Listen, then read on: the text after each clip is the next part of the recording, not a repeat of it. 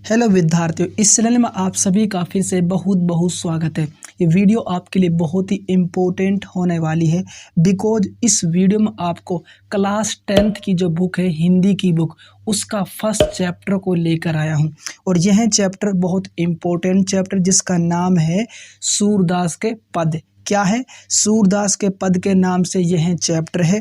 और इस चैप्टर का इस वीडियो में मैं एक इम्पोर्टेंट पद्यांश को लेकर आया हूं जो बहुत ही इम्पोर्टेंट पद्यांश है। और यह पद्यांश हमारे आने वाले बोर्ड एग्जाम के लिए बहुत ही इम्पोर्टेंट है, जैसे कि यूपी बोर्ड एग्जाम के लिए या फिर आरबीएसई बोर्ड एग्जाम के लिए। सबसे पहले इस पद्यांश को आपको अच्छी तरीके से पढ़ना है, उसके बाद इसके जितने भी जो प्रश्न उत्तर है उनका आंसर देना है। ठीक है, जैसे कि यहाँ पर मैं पढ़ रहा हूँ। चरण कमल बेंदो हरि राई, जाकी कृपा पेंगू गिरे लेंगे, अंधे को सब कुछ दर्शाई। ठीक है, उसके बाद नेक्स्ट पद्यांश है। बहीरो सुनो गूंग पुनि बोले, रंग चले सिर छत्र धराई, सूरदास स्वामी करुणामये, बार बार बेंदो तिहि पाई। यह पद्यांश इस प्रकार से है। उसके बाद इस पद्यांश का सबसे पहले संदर्भ, उसके बाद प्रसंग और उसके बाद व्याख्या करेंगे। ठीक है, और यह पद्यांश बहुत इम्पोर्टेंट पद्यांश है हमारे आने वाले बोर्ड एग्जाम के लिए, यानी कि पेपर के लिए। ठीक है, इसीलिए इस वीडियो को पूरा देखना, स्किप नहीं करना है बिकॉज इस वीडियो में आपके सारे डाउट्स को मैं क्लियर कर दूंगा इस पद्यांश से रिलेटेड जितने भी जो क्वेश्चन है। ठीक है, सबसे पहले आपको इस पद्यांश को अच्छी तरीके से पढ़ना है, उसके बाद हम इसका संदर्भ और प्रसंग करेंगे और उसके बाद व्याख्या करेंगे। लेकिन शुरुआत हम इसका संदर्भ को पढ़ेंगे। किसको पढ़ेंगे? संदर्भ को पढ़ेंगे। प्रस्तुत पद महाकवि श्री सूरदास द्वारा रचित सूरसागर महाकाव्य से हमारी पाठ्य पुस्तक हिंदी के काव्य खंड में संकलित पद नामक शीर्षक से अवतरित है। यानी यह जो प्रस्तुत पद है यह महाकवि श्री सूरदास द्वारा रचित पद है और उसकी सूरसागर महाकाव्य से हमारी जो पाठ्य पुस्तक यानी हिंदी की जो बुक है, यानी कि जो काव्य खंड की जो बुक है, उसमें संकलित पद के नाम से यानी शीर्षक से अवतरित है यह पद। ठीक है ना। संदर्भ में आपको केवल सिर्फ इतना ही लिखना है। ठीक है ना, और यहाँ पर आपका जो संदर्भ है वो कंप्लीट हो जाता है। अब हम चलते हैं इसके नेक्स्ट टॉपिक की तरफ। वह टॉपिक है प्रसंग। कौन सा टॉपिक है? प्रसंग टॉपिक है। और प्रसंग में हमें सिर्फ इतना लिखना होता है कवि जो है पद के माध्यम से क्या कहना चाहता है। जैसे कि प्रस्तुत पद के माध्यम से सूरदास जी ने अपने परम आराध्य श्री कृष्ण के प्रति भक्ति भाव प्रदर्शित करते हुए की महिमा का वर्णन किया है। यानी प्रस्तुत जो पद है उसके माध्यम से, कौन सा पद है? यानी सूरदास का जो यह पद है, यह जो पद्यांश है, इसके माध्यम से कवि कहना चाहता है, यानी सूरदास जी कहना चाहता है कि अपने परम आराध्य श्री कृष्ण के प्रति भक्ति भाव को प्रदर्शित करते हुए उनकी जो महिमा है, उनकी महिमा का वर्णन किया है। ठीक है, यहाँ पर जो है प्रसंग कंप्लीट हो जाता है। यह टॉपिक भी यहाँ पर कंप्लीट हो जाता है। उसके बाद जो नेक्स्ट टॉपिक है वह टॉपिक तो बहुत ही ज़्यादा इम्पोर्टेंट टॉपिक है और वह टॉपिक है व्याख्या टॉपिक। कौन सा टॉपिक है? व्याख्या है अगला टॉपिक जो बहुत ही इम्पोर्टेंट टॉपिक है। और व्याख्या जो इसकी इस प्रकार से है, जैसे कि महाकवि सूरदास जी श्री कृष्ण के चरण कमल की वंदना करते हुए कहते हैं कि आपके कमल के समान कोमल चरणों की महिमा अपरंपार है।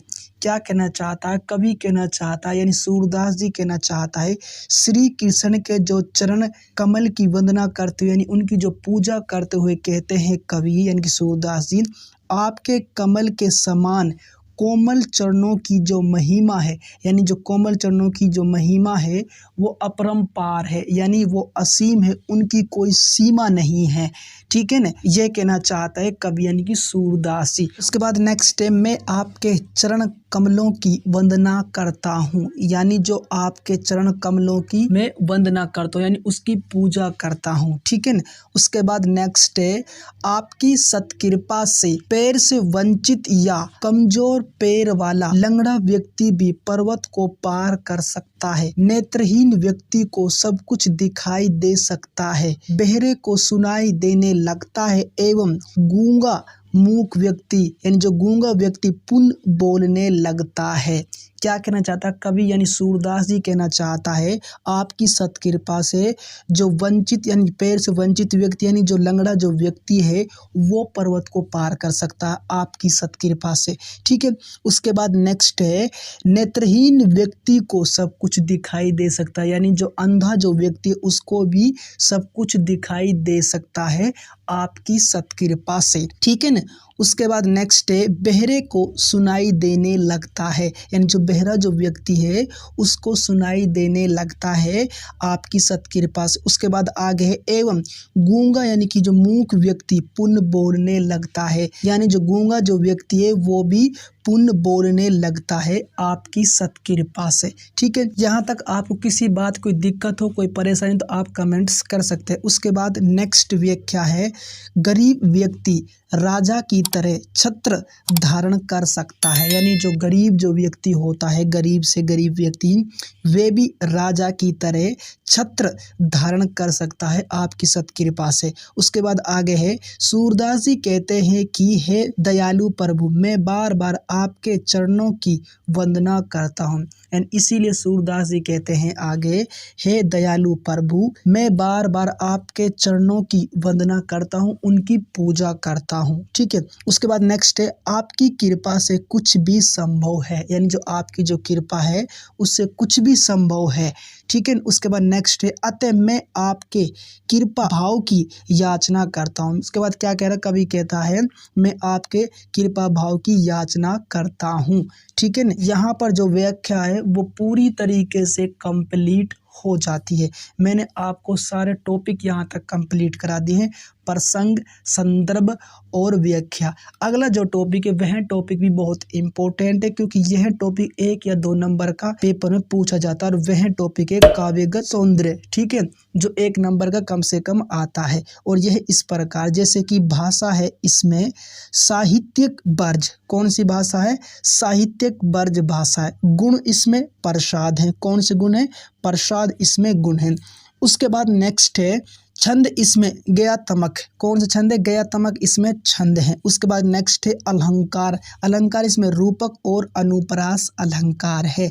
शैली इसमें मुक्तक शैली है, कौन सी मुक्तक, और रस इसमें भक्ति रस है। ठीक है ना, ये इसके काव्यगत सौंदर्य है यानी कि जिसे हम काव्य सौंदर्य के नाम से भी जानते हैं। अब यहाँ पर इस पद्यांश के संदर्भ प्रसंग और व्याख्या कंप्लीट करा दे, इसके साथ साथ यहाँ पर काव्यगत सौंदर्य भी कंप्लीट करा दिए हैं मैंने इस वीडियो में। और यह पद्यांश हमारे आने वाले बोर्ड एग्जाम के लिए बहुत ही इम्पोर्टेंट पद्यांश है। ठीक है ना, किसी बात कोई दिक्कत हो कोई परेशानी तो आप कमेंट्स करिए, मैं उसको रिप्लाई देने की पूरी कोशिश करूँगा। ठीक है, एक बात आपको नोट करना, यह जो वीडियो है पार्ट 1 की वीडियो है, इसकी पार्ट 2 की वीडियो भी आएगी इसी चैप्टर की पद्यांश की संदर्भ की और प्रसंग की। ठीक है, उस वीडियो को भी आपको जरूर देख लेना है। अगर यहाँ तक आपको थोड़ी सी भी वीडियो यहाँ तक पसंद आई हो यानी अच्छी लगी हो तो प्लीज़ आपसे दिल से रिक्वेस्ट कर रहा हूँ वीडियो को लाइक कर दो, चैनल को सब्सक्राइब कर दो, साथ में जो बेल आइकन की जो घंटी है ऑल नोटिफिकेशन वाली उस घंटी को भी दबा दो। अब हम मिलते हैं एक इम्पोर्टेंट वीडियो के साथ, तब तक के लिए गुड बाय, आपका दिन शुभ हो, जय हिंद।